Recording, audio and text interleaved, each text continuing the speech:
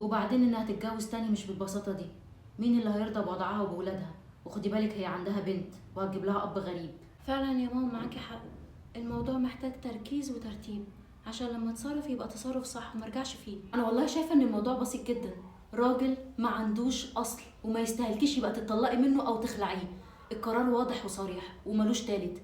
اللي زي ده لازم يتجرجر في المحاكم عشان يعرف قيمتك وقيمه ولاده وبيته، ويدفع ثمن اللي عمله فيكي غالي ويتعلم الدرس. لكن انا بصراحه ما اعرفش انتوا ليه عمالين تنيموا الموضوع وما بتاخدوش قرار مره واحده صح. وصدقيني انا مش هتكلم في الموضوع ده تاني ابدا.